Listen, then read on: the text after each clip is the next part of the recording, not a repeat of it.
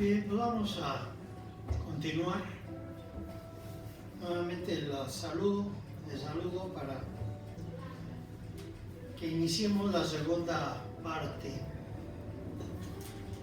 Bueno, no sé si ustedes han escuchado últimamente las noticias, ¿verdad? A veces hay noticias que necesitamos reflexionar. Tiene que ver mucho con nuestra forma de ser. Sobre todo cuando aprendemos y practicamos el cristianismo. Hay situaciones en el mundo que no podemos dejar de escuchar y analizar.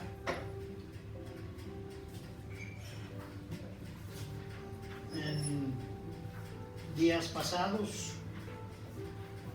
ha habido situaciones que están inquietando ahorita a muchos países del mundo y a muchas personas.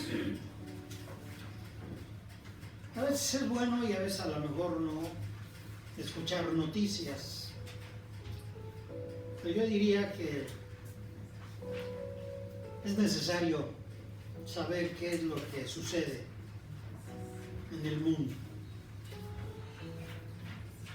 Hace tiempo aprendí y desde entonces me doy cuenta que sí es verdad que en el mundo habemos tres grupos de personas en el mundo, en cualquier país, cualquier lengua, cualquier creencia.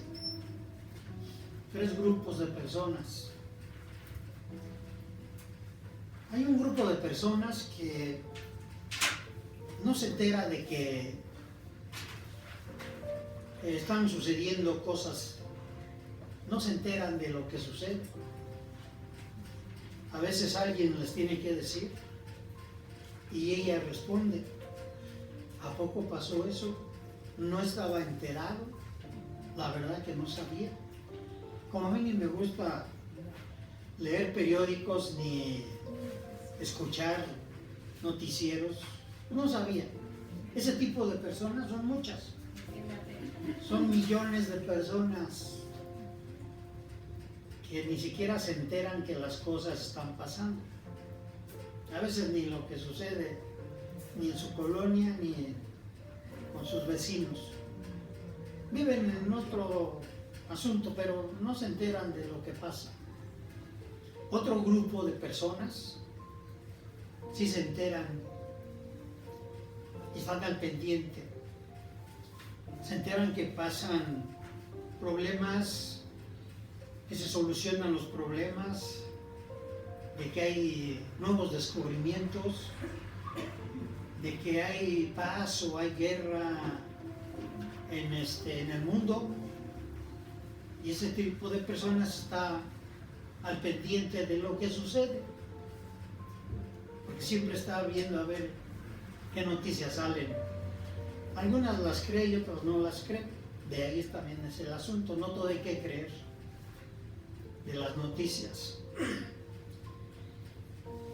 Pero el tercer grupo de personas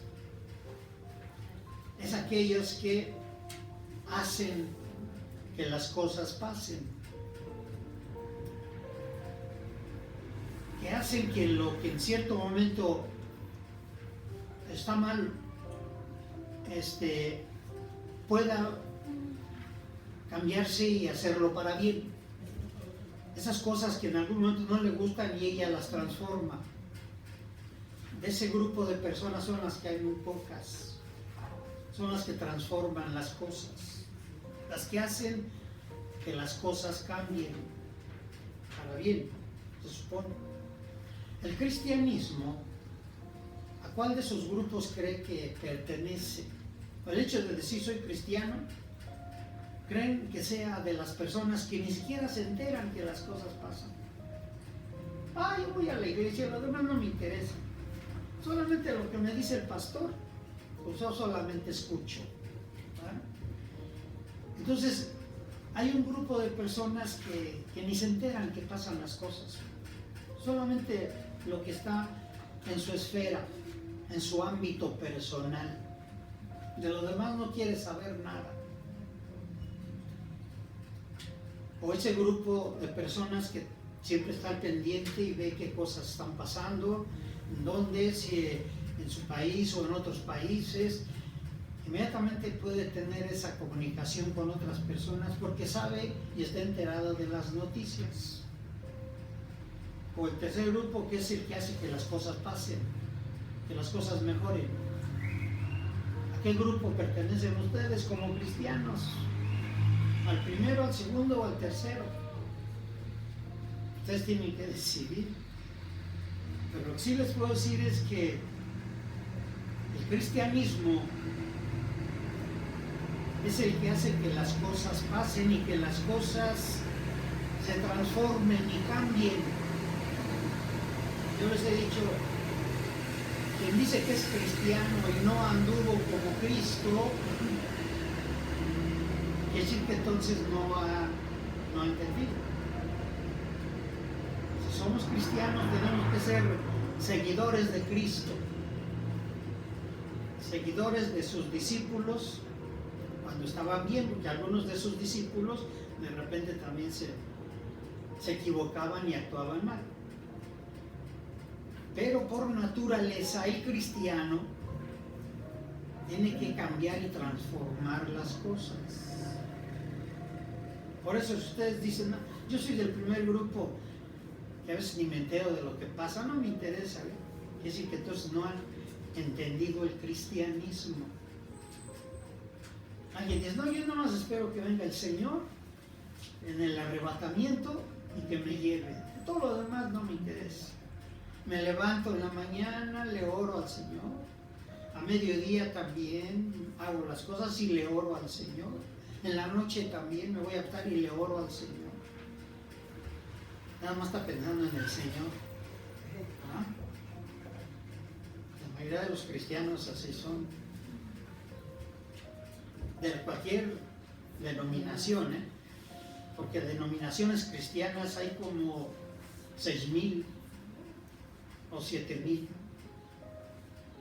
Entonces, casi conozco más o menos a todas y sé que enseñan. Hay alguien que dice, no, ni siquiera te atrevas a cambiar de Biblia, porque todas las Biblias están torcidas, más la de los testigos de Jehová. Esa es una Biblia que engaña a todos, está mal hecha. O sea, alguien dice, solamente tienes que traer esta Biblia y esta versión, porque esta es la verdadera. Y como no conoce ni se entera de nada más, pues eso lo acepta. Entonces por eso quise hacerles esta pregunta. ¿De qué grupo de personas tienen que ser aquellos hombres, aquellas mujeres, aquellos jóvenes que están aprendiendo el cristianismo, transformándose y transformar al mundo? Pero eso ya cada quien lo hace. Bien, entonces, lo que sucede hoy es que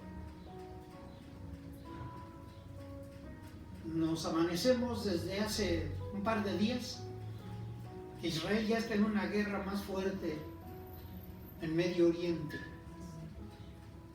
¿Por qué se le ocurrió destruir una embajada? Y esa embajada estaba con personal de otro país, de Irán. Y entonces él les advirtió que no se iba a quedar esa agresión sin respuesta. Y apenas ayer Irán envió y le declara la guerra a Israel y le envía cerca de 300 drones.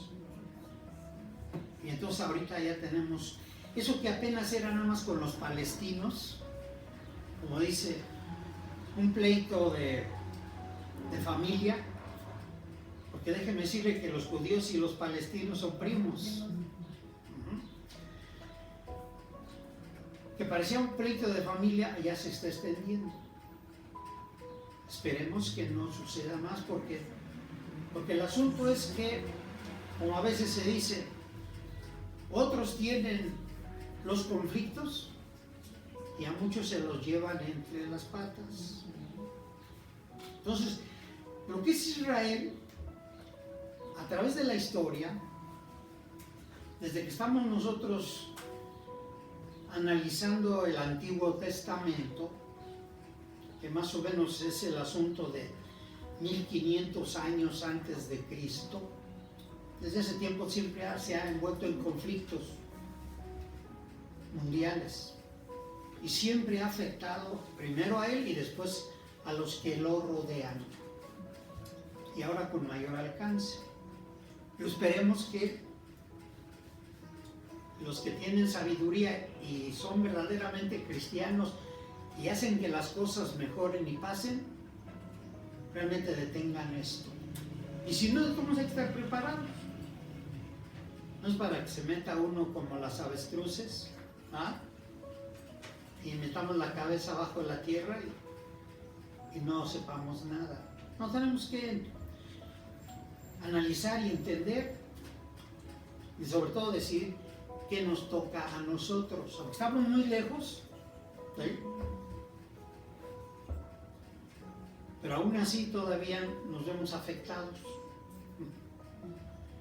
Porque si ustedes van a Polanco, ¿no?, ahí se siente realmente un ambiente de odio y de violencia. Esa colonia de México, porque los polanquenses, los de Polanco, la mayoría son judíos. Entonces, esto tiene que decir, ¿y qué tiene que ver esta plática? Mucho, porque estamos hablando del Antiguo Testamento, estamos hablando de Moisés. El pueblo judío y muchos otros basan su doctrina y su manera de ser en base a lo que se escribió y lo que está escrito en el Pentateuco y en el Antiguo Testamento. El judaísmo de ahí se basa. Por eso hay que saber por qué actúan así, porque desde un principio su doctrina es esa. Y Moisés nos la está planteando y nos está diciendo por qué lo hizo así. Y en el Nuevo Testamento, o sea, todo lo que es las situaciones neotestamentarias, ¿sí?, las enseñanzas y los cambios nos hablan del cristianismo. El Nuevo Testamento se enfoca hacia el cristianismo y el Antiguo Testamento hacia el judaísmo. Por eso tienen ustedes que saber. Y lo que sucede ahorita con Israel tiene mucho que ver con las leyes y las enseñanzas que estamos viendo. Leyendo este libro de Levítico, que son los últimos, ahí todavía encontramos otras leyes que estableció Moisés y que les dijo: así tienen ustedes que celebrar las reuniones. Ustedes, los levitas, son los sacerdotes, ustedes son los que tienen que estar enseñando y viendo que el pueblo cumpla con las obligaciones religiosas.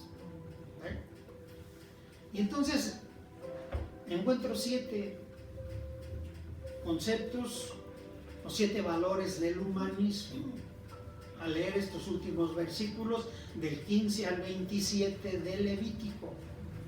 Bueno, Levítico, no se les olvide, va relacionado con la tribu de Leví. Sacerdotes que tenían que llevar todo el peso de la relación entre Dios y el pueblo, Entonces, solamente voy a leer y vamos a analizar 3, son 7. Vamos a ver 3, nada más, las más interesantes. Yo diría las que más escándalo también producen. Vamos a ver, ahí tienen ustedes capítulo 18 de Levítico.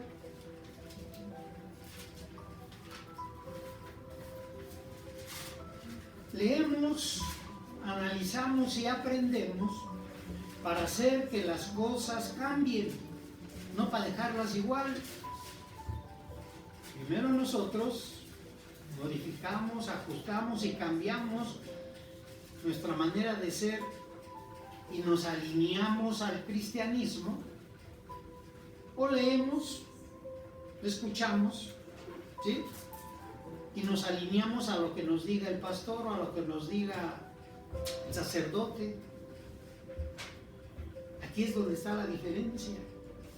Entonces, en este capítulo 18 voy a leer del 1 al 6 y lo comentamos. Dice: el Señor se dirigió a Moisés y le dijo: di a los israelitas lo siguiente: yo soy el Señor tu Dios. No sigan las costumbres de Egipto, país en el cual vivieron. No sigan las costumbres de Canaán, país al cual voy a llevarlos, ni vivan conforme a sus leyes. Cumplan mis decretos y pongan en práctica mis leyes. Vivan conforme a ellos. Yo soy el Señor, su Dios. Pongan en práctica mis leyes y decretos. El hombre que los cumpla vivirá. Yo soy el Señor. Ningún hombre debe acercarse a una mujer de su propia familia para tener relaciones sexuales con ella. Yo soy el Señor. Esta es una de las leyes que en algún momento dado entran, pero a lo que es el código de leyes o la legislación civil. Nosotros tenemos que analizar si es una legislación o leyes civiles o leyes religiosas.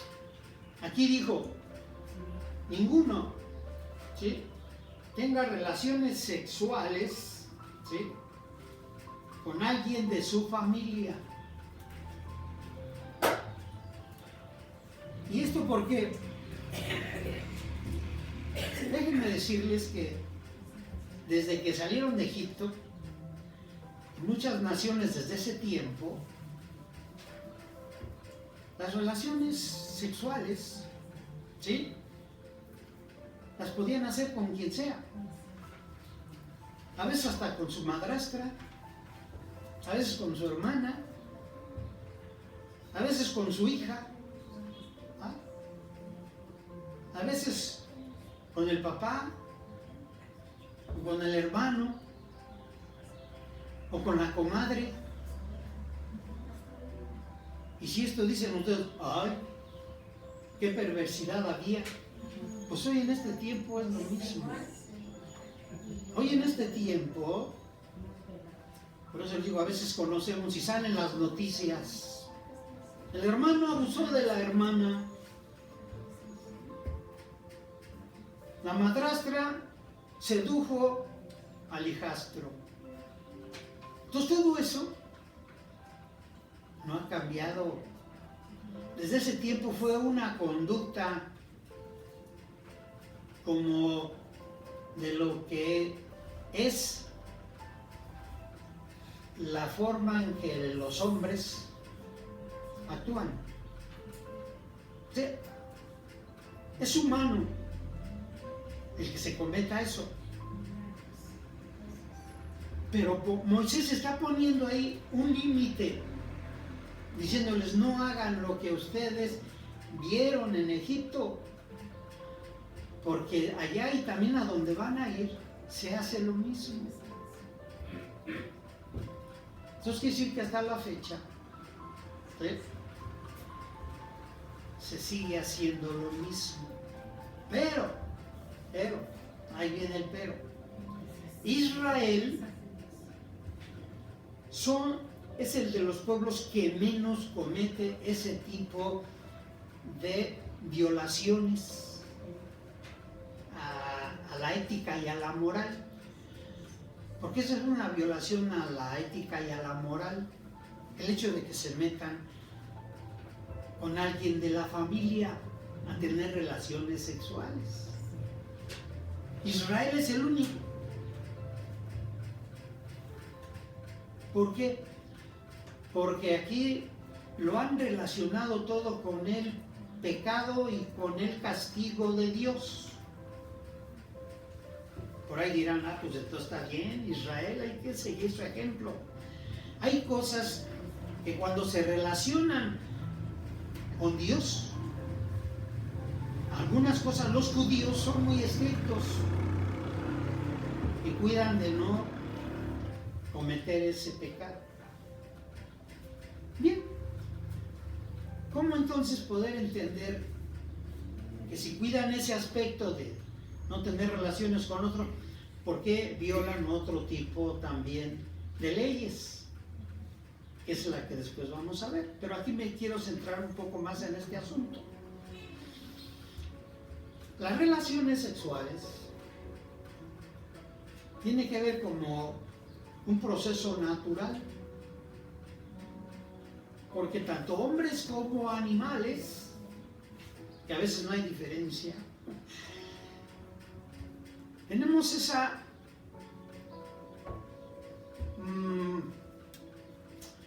esa forma de reproducirnos y de practicar. ¿Por qué Dios puso el instinto sexual? Porque era necesario para reproducirse y para otras cosas. Y no le vamos a echar a Dios la culpa de que porque hay esa falta de la ética y de la moral. Aquí el asunto es, ¿por qué alguien no tiene un freno en el cual decía, tengo ahorita esa necesidad y me viene el instinto humano, de tener relaciones sexuales? Pero como no me he casado, o sí me casé, pero no está mi esposa, me dejó, se fue de viaje. Pero ahí está mi prima, o ahí está la comadre, ¿sí? Y ahí está cualquiera. Pero ¿cómo satisfacen ese deseo? Pues con quien se ponga enfrente. Entonces quiere decir que ahí es una práctica que no se ha sabido, ¿sí?, controlar. Es un instinto natural. No con eso vayan ustedes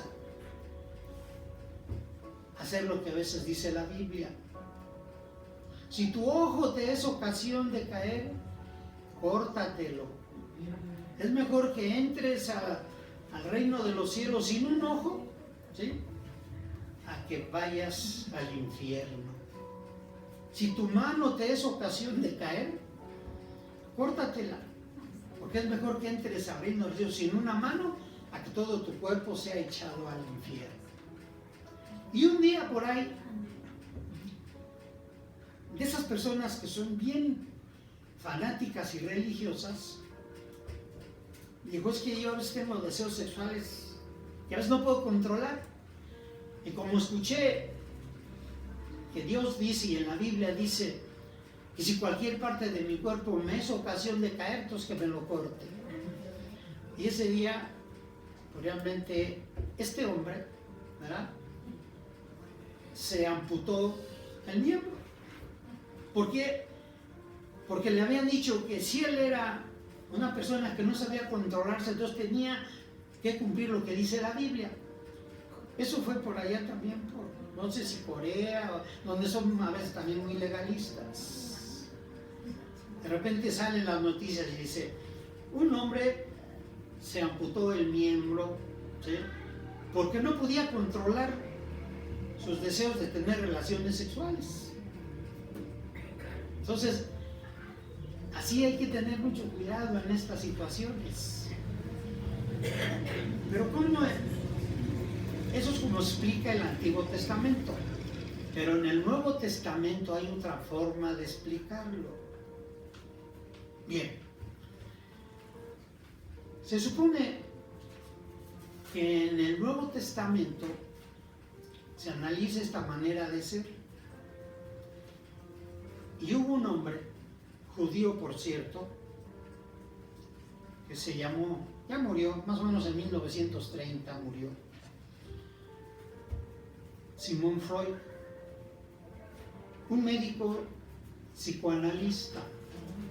Y él dijo que pasó parte de su vida analizando el por qué los hombres tienen tantos problemas y las mujeres, claro está, ¿por qué tienen tantos problemas? ¿Sí? Tienen conflictos, tienen insatisfacciones, tienen problemas, ¿sí? Se enferman. Dice, esto es porque las relaciones son muy importantes. Cuando alguien no tiene un proceder adecuado en sus relaciones, por lo que le llamó la libido es la satisfacción que produce cuando alguien tiene una relación sexual. ¿Eh? Si alguien no tiene una buena relación sexual o una relación sana y adecuada, ese es un hombre y una mujer que siempre va a estar enferma, en todos lados. No va a ser productivo en su trabajo, va a tener conflictos familiares, conflictos sociales, siempre va a estar él en una situación de conflicto, porque hay que buscar qué tipo de relaciones sexuales tiene. Y en cierto momento tenía razón, nada más un poco, de que las relaciones sexuales son importantes en la vida y en el desarrollo de las personas. Claro, cuando ya tienen la edad, ya después de la pubertad, la edad que implica ya entrar en esa relación. Porque médicamente inclusive, a veces los médicos dicen, es que usted tiene muchas enfermedades y es más, hasta tiene cáncer. Y le dice, ¿cómo es su matrimonio? No, pues no me he casado, soy virgen, no tengo esposo, nunca he tenido relaciones. Pues a veces, muchas veces, esa manera hace que se provoquen otras enfermedades. Entonces, ahí hay que empezar a ver por qué realmente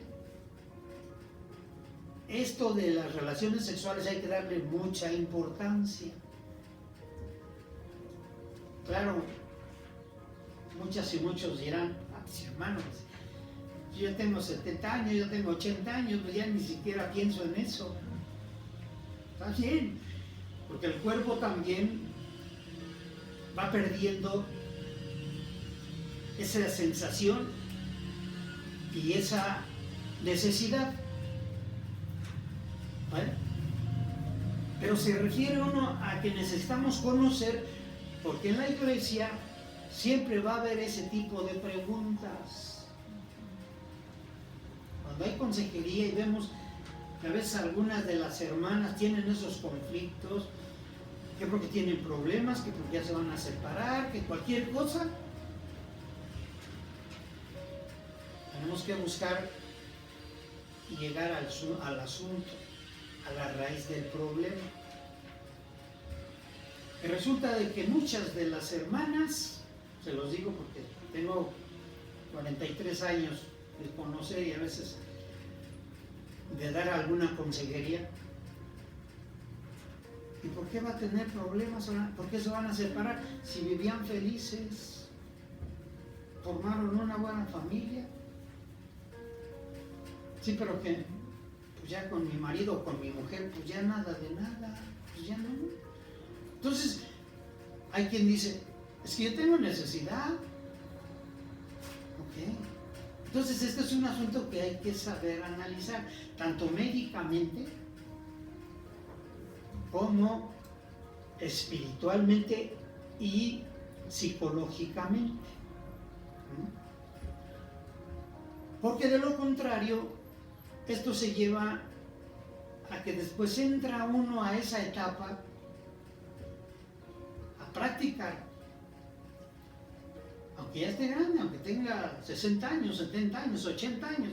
Bueno, yo conocí a un señor, nos platicaba, como 80 y 85 años, y cuando lo llevaban de repente porque se enfermaba, lo llevaban al hospital, dice, ay hermano, si viera qué vergüenza me pone mi papá, ahí anda atrás de las enfermeras, dice. O sea, en ese tipo de situaciones no hay edad. El asunto está que necesitamos saber que esa forma que como personas, como seres humanos y entrando al humanismo, ¿cómo entenderlo?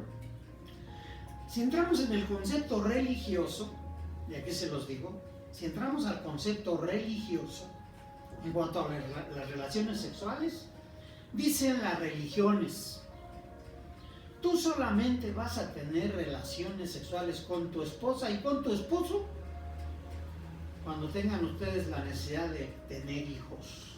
Fuera no, porque la relación es para tener hijos, no para estar pensando en satisfacciones personales, porque eso no es de Dios. Eso es cuando la mayoría de las religiones enseñan, y ni siquiera te vayas a decidir o se te vaya a ocurrir tomar anticonceptivos. O sea que si tienes toda, ¿sí?, una tribu, ¿sí?, de niños, pues es la que Dios te dio, porque las relaciones sexuales son para tener hijos, y eso es lo que decía Israel. Por eso Israel creció. En 40 años llegaron a ser millones de personas, porque religiosamente solamente se piensa que la relación sexual es para tener hijos y con tu esposa, ¿sí? Eso es religiosamente, pero nosotros no vemos las cosas de manera religiosa, lo vemos de manera humanista. En el humanismo es más amplio el concepto. Quiere decir que entonces en este asunto, ¿sí?, estamos hablando que lo principal es pensar en el amor, en el amor. Antes de que tú pienses de que te vas a casar, ¿sí?, para tener hijos o para no tener, tienes que saber con quién. Y si tú tienes un acercamiento con una persona y empiezas a sentir, pues primero atracción y después buen gusto de estar con ella, y sientes que ya pasa el tiempo y tienes tú que también vivir cerca de ella, porque ya empieza a nacer el amor, va por buen camino ese asunto. De ahí que entonces se puede evitar que cuando hay amor, ¿sí?, con la persona, con el hombre o con la mujer, aunque llegue la tentación por otro lado y que diga, mira, hoy no está tu esposa, o alguien está ofreciéndote pasar un rato agradable, puedan decir como José, cuando la esposa de Potifar, cuando estaba en Egipto, le dijo, es que pues no está ahorita el patrón y yo quiero contigo. Y José se apartó y se fue y dice, ¿cómo voy a pecar contra Dios? José tenía amor hacia Dios, cuando en realidad hay esa relación de pareja y entran en el aspecto del eros, o sea, el amor erótico. La persona dice, ¿Cómo voy a engañar a mi esposa? ¿Cómo voy a engañar a mi esposo? Mis relaciones sexuales tienen que estar bien claras y definidas, porque yo soy una persona ética y moral. Y además estoy aprendiendo y yo sigo a Cristo. Soy cristiano o soy cristiana. Pero quien no toma en cuenta bien ese cristianismo, bueno, hasta a veces hasta los pastores se meten con las congregantes. Conozco a algunos que los han corrido porque pues de repente ya empezaron a tener hijos con alguna de las congregantes. O como ese que está preso ahorita. ¿De dónde? ¿De la qué?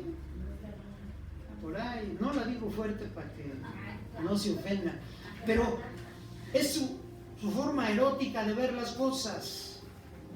Porque no inician con lo que es las enseñanzas cristianas. En las enseñanzas cristianas del Nuevo Testamento lo principal es el amor. Por el amor se tiene una pareja, por el amor se tienen las relaciones sexuales, por el amor se procrean los hijos, y ese es el orden humanamente correcto. Lo otro es inhumano. Cuando ya embarazaron a la comadre, cuando ya embarazaron a una congregante, cuando ya embarazaron a muchas personas, y en cierto momento se meten en un conflicto y en un desorden. Y ese, decía Freud, es un desequilibrio mental. Lo erótico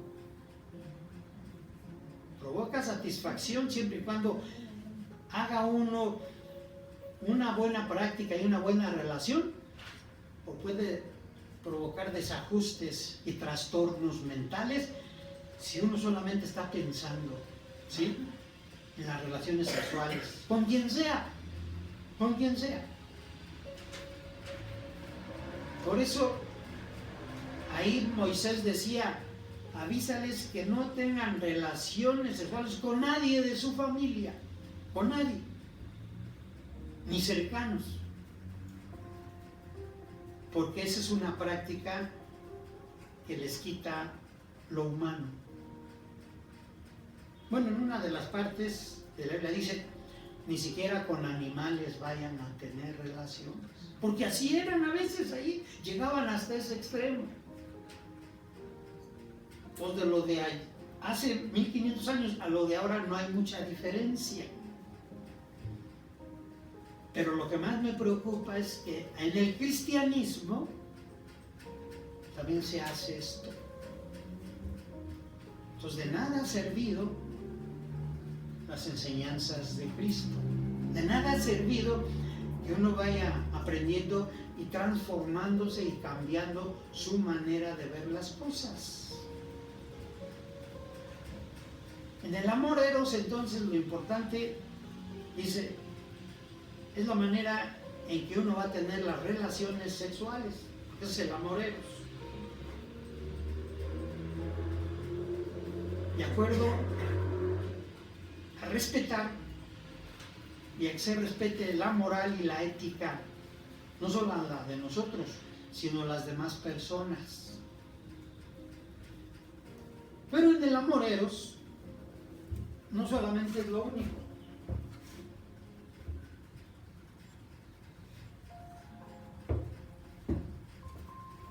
En el Nuevo Testamento nos habla de que hay otro amor, otra clase de amor, el amor filial o el amor estorge. El amor filial es una especie de sentimientos que nacen para que en cierto momento tenga uno contacto con todas las personas, tanto hombres como mujeres, pero que hay un límite. El amor filial es, así como tú amas a tu mamá, así como amas a tu papá, ese es el amor filial, el amor de familia, el amor de respeto, el amor en que no puedes pasarte y no puedes estar teniendo actitudes que ya se convierten en el amor erótico. eso también tiene que ser una buena disciplina para que en las familias y en las comunidades el amor filial siempre se dé en buenos términos. De poder tener ese contacto y esa relación con las personas, pero sin llegar a esos extremos del erotismo. Ese es el amor filial entre familias, cosa que se necesita trabajar mucho, porque inclusive en las familias, repito, ese amor a veces filial se exagera y llega un momento en que eso del saludo y eso del abrazo aprovechan para que en cierto momento empiece a despertarse el amor erótico. ¿Ah? En la iglesia yo conozco muchos y a veces, en algunos casos, tenemos como que advertir, decir, momento, no te pases. Había un hermano hace mucho, y no les digo quién, que cuando se despedían las hermanas las abrazaba y se movía así. No te pases. O sea, hermano, por favor, o sea, tienes que saber en cierto momento poner freno, ¿sí?, a ese tipo de amor y de amistad. Pero eso es el amor filial. Y por eso hay pastores y por eso hay sacerdotes. Yo no sé si en la iglesia católica haya más o en la iglesia cristiana evangélica, ahí sí ya no sé. Pero se oculta mucho eso. De cómo por su posición de decir, voy a orar por ti, voy a pedirle al Señor, te voy a dar consejería, yo soy el enviado del Señor. Las personas se acercan mucho a ellos y después abusan de ellos, tanto de niños como de mujeres y hasta de ancianas. ¿Ah?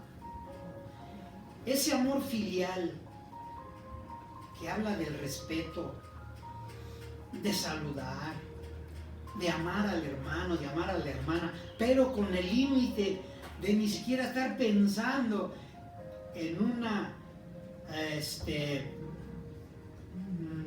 actitud erótica. Eso es donde se tiene que estar trabajando.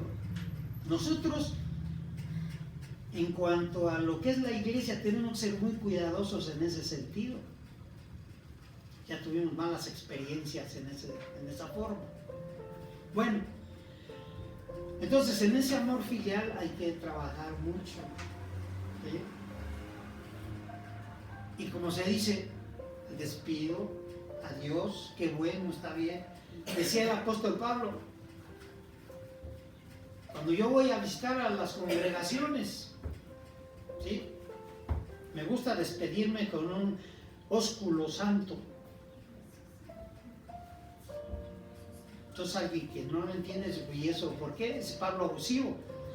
El beso es aquella manifestación de hasta luego, cuando les da en la mejilla, cuando está esa manera de acercarse, porque en esa relación pues hay hermanos y hay hermanas que en algún momento dado pues tienen esa forma, y no es malo siempre y cuando no se pasen, como se dice, de la raya. Un amor filial no se debe de convertir en un paso para después caiga en el amor erótico, ¿eh?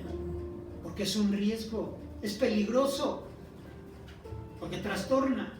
Más, el hermano o la hermana que ya está en esa situación y busca esos momentos de despedirse, pero ya con una doble intención, ese sacerdote, ese pastor, ese hermano, ese padre, esa madre, ya está actuando mal psicológicamente, ya está teniendo un problema psicológico y ya se está desviando de su humanismo, y puede llegar a caer en los excesos y en los extremos. ¿Ah? Por eso es muy importante, y quise yo aclarar este asunto. Moisés dijo, No tendrás relaciones sexuales con alguien de tu familia o cercano a ella, porque eso es perversión. ¿Está bien? Cosa que hasta la fecha, ahí sí no se ha seguido muy al pie de la letra. Pero el tercer amor, que es al que yo voy a referirme, y ahí sí los va a escandalizar,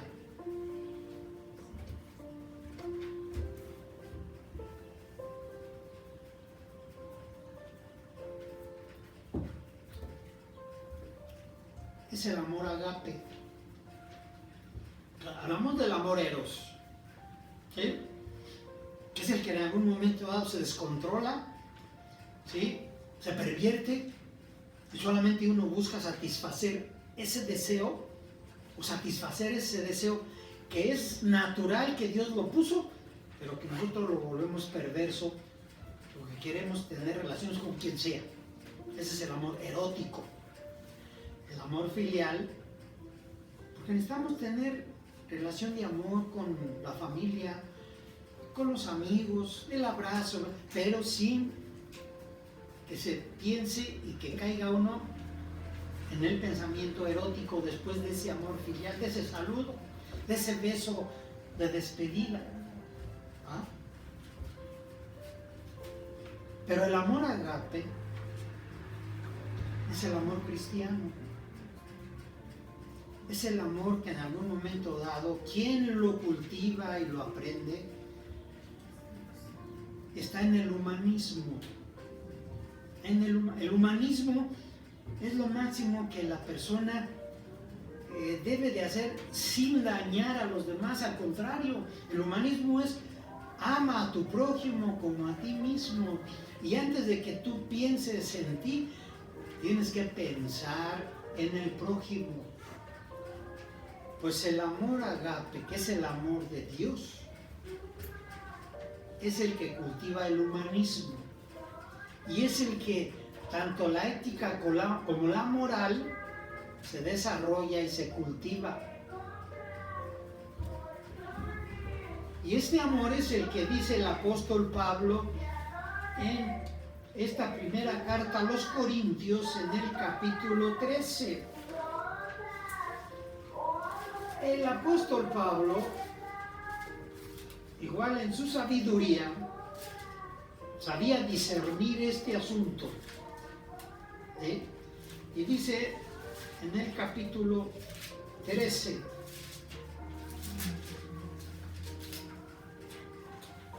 fíjense, es el amor de Dios, es el amor del humanismo.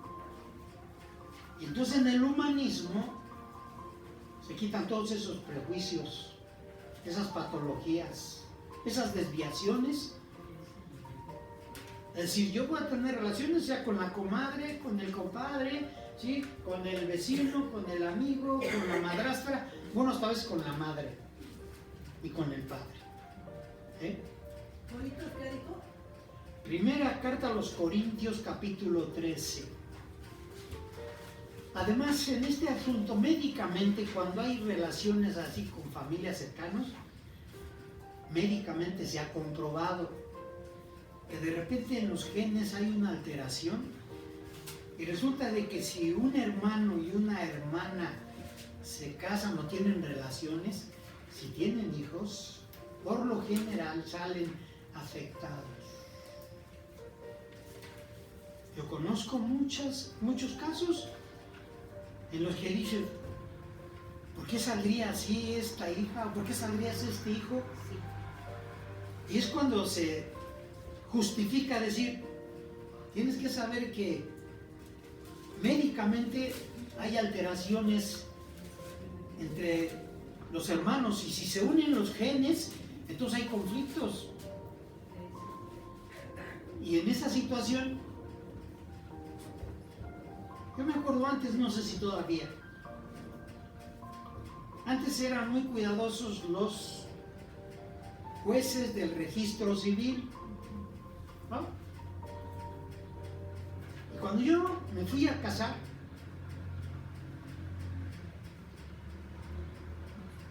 y íbamos a solicitar, teníamos que cumplir con lo que eran los análisis médicos para ver exactamente que no fuera a haber ningún problema.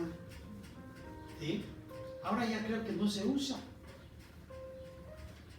Ya se dejaron decir, te vienes a casar, tienes que traerme, no nomás tu acta de nacimiento, tu INE, tu comprobante de domicilio, también quiero los exámenes médicos de ambos, porque en el examen médico se determina, ¿sí?, inclusive hasta si hay incompatibilidad entre la pareja. Entonces esto es muy importante, se cuidaba muy bien ese aspecto de las relaciones cuando los genes eran aproximados por ser familiares. Bien, dice el 13, desde el 1 en adelante: si hablo las lenguas de los hombres y aún de los ángeles, pero no tengo amor, no soy más que un metal que resuena o un platillo discordante. Y si hablo de parte de Dios y entiendo sus propósitos secretos y sé todas las cosas, y si tengo la fe necesaria para mover montañas, pero no tengo amor, no soy nada. Y si reparto entre los pobres todo lo que poseo, y aun si entrego mi propio cuerpo para ser quemado, pero no tengo amor, de nada me sirve. Este es el amor agape, es lo que hace que las personas actuemos correctamente para todas las cosas. Tener amor, dice el 4, es saber soportar, es ser bondadoso, es no tener envidia, ni ser presumido, ni orgulloso, ni grosero, ni egoísta. Es no enojarse ni guardar rencor.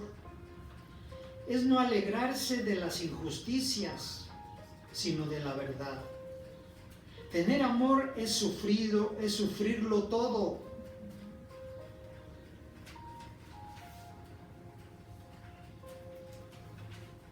Dice aquí, creerlo todo, esperarlo todo, soportarlo todo. El amor jamás dejará de existir. Un día los hombres dejarán de profetizar y ya no hablarán a lenguas ni serán necesarios los conocimientos, porque los conocimientos y la profecía son cosas imperfectas que llegarán a su fin cuando venga lo que es perfecto. Porque cuando yo era niño, dice, hablaba como pensaba y razonaba como un niño, pero al hacerme hombre dejé atrás lo que era propio de un niño. Ahora vemos de manera borrosa, como en un espejo, pero un día lo veremos tal y como es en realidad. Mi conocimiento es ahora imperfecto, pero un día lo conoceré todo del mismo modo que Dios me conoce a mí. Tres cosas hay que son permanentes: la fe, la esperanza y el amor. Pero la más importante de las tres es el amor. Ese es el amor de Dios. Ese es el amor cristiano. Ese es el amor que supera al amor erótico sin quitarlo, pero lo controla. Eso es lo que en cierto momento hace más adecuado el amor filial, para no excederse en esa amistad y en ese amor que se tiene entre familias o entre hermanos de una religión. Así nos llamamos nosotros, hermanos. ¿Sí? También tenemos hermanos de sangre, pero es el amor filial. Ese es el amor cuando el padre abraza a su hija y la despide con un beso cariñoso. Es el amor filial. Pero cuando el padre ya exagera, después ya le están haciendo una demanda porque empezó a tocarla o a hacerle cosas indebidas. Pero el amor agape, el amor de Dios, es el que controla todo. es el que limita y es el que nos detiene, como dice, a cometer algo indebido. Y el amor agape es el amor que acepta a la persona tal y como es. Por eso en el amor agape, en el amor de Dios, se incluye a las personas que a lo mejor tienen necesidad de tener una relación con otro hombre. Es el amor de Dios.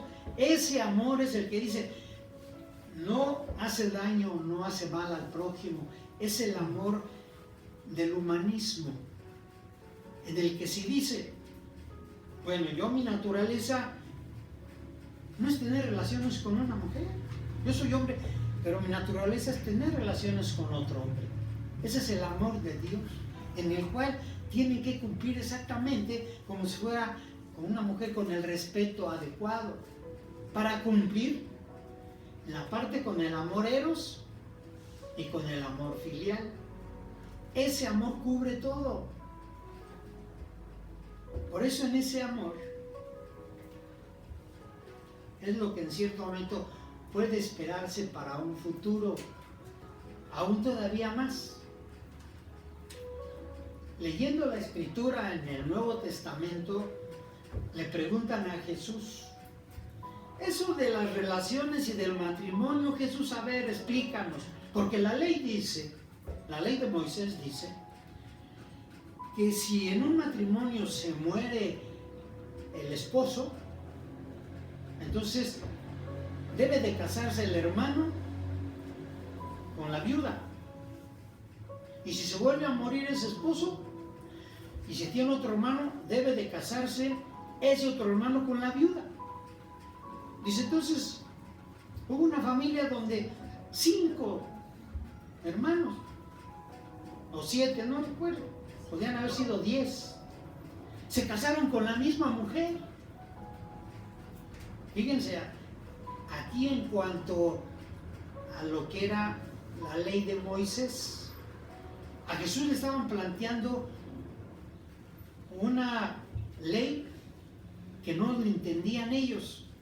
Dice, ¿por qué entonces cuando resuciten, o sea, en la vida, esa era la ley, para no dejar desprotegida a la mujer, el hermano tiene que casarse con la viuda?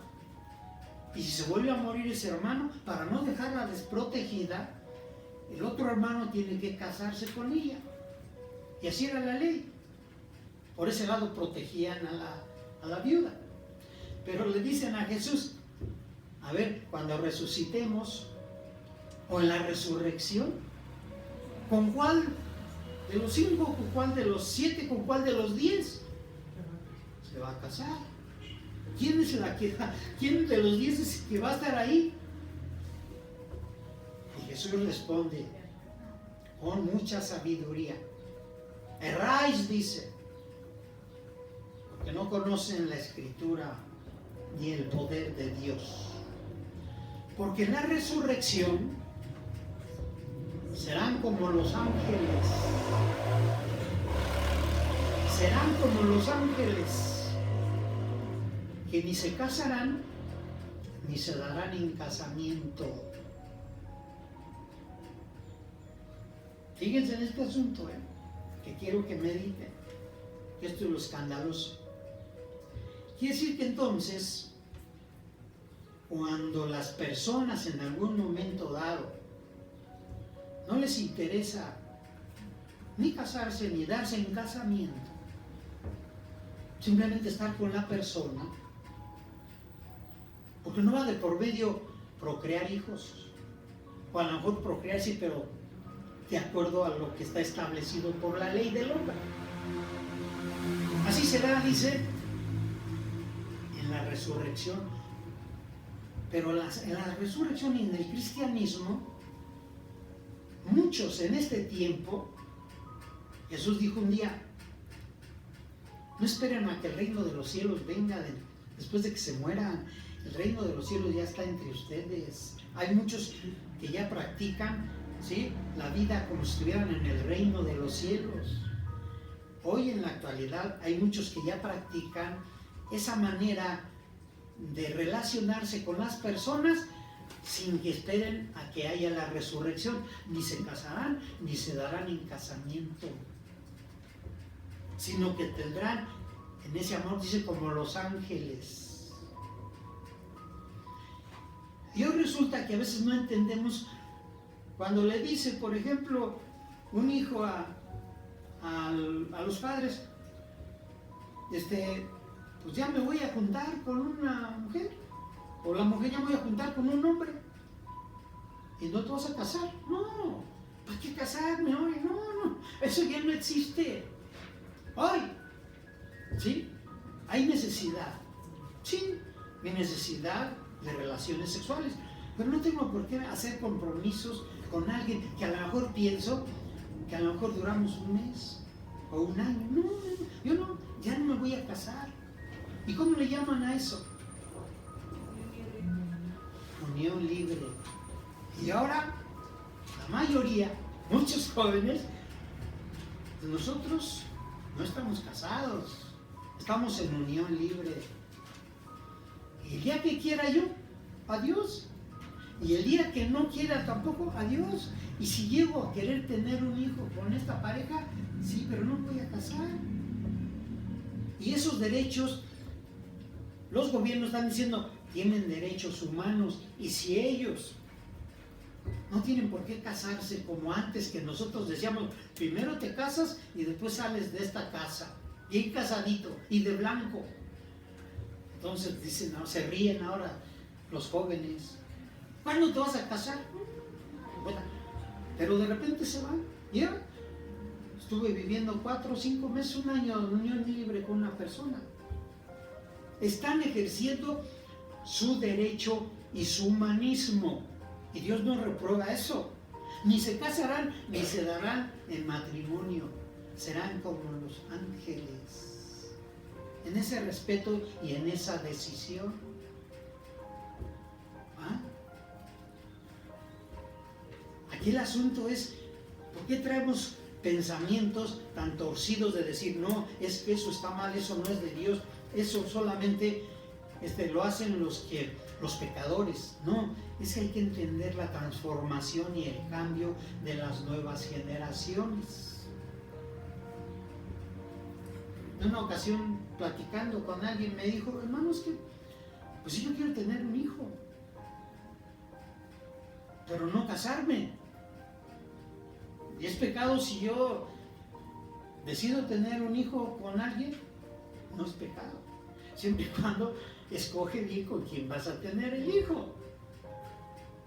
Porque si escoges un malviviente, un bueno para nada, que ya tiene problemas y conflictos, y sobre eso quieres que los genes de él, tú los tengas tu hijo, por favor, no hay ningún pecado. Hoy la ley inclusive no te obliga a casarte con alguien que tengas un hijo. Puedes tener un hijo de uno y de otro y de otro. Quien te va a juzgar es la sociedad, los religiosos. Eso sí te van a estar diciendo, mira, ya tiene una que ya es madre soltera. Pero es su derecho. Ella quiso, en cierto momento, tener un hijo con alguien, pero no quiso casarse. Y eso no es pecado, desde el punto de vista humanista. Entonces el humanismo cambia todos esos conceptos.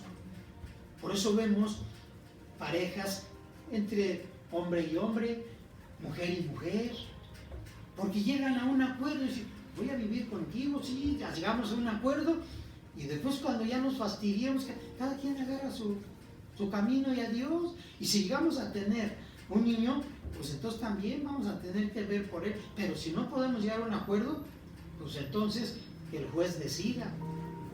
Ese es el humanismo actual, ¿sí?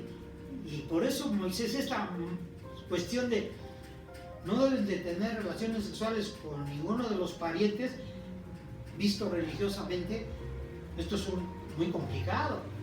Ya se han cometido muchos problemas y muchos abusos por esconderse todo y hacerlo de una manera escondida. En cambio, ya en este tiempo, que las leyes han permitido tener cada vez mayores derechos a las personas, les llegan y ven que se va una pareja de hombres, los dos, venimos a casarnos, sí, ¿cómo no? Igual. Les den los mismos requisitos de respeto, de amor, de ayuda, y les da el juez su acta de matrimonio. Y también los divorcia. Ese es el humanismo en cuanto a esta manera de ver las cosas, en cuanto a las relaciones sexuales. Bien, ya no me da tiempo de hacer los otros. Con este quise quedarme porque era necesario que se aclarara este punto en cuanto a lo que es el humanismo, en cuanto a esta ley que estableció Moisés desde hace 1500 años. Nos vemos la próxima semana, hermanos. Dios los bendiga.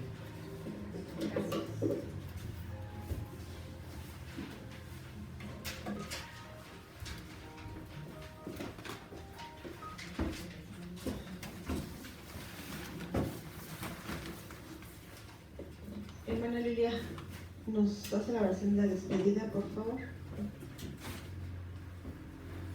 Señor, te damos gracias, Señor, por lo que hoy se llevó aquí a cabo. Señor, pones las palabras, Señor, en la boca de los cielos. Palabras para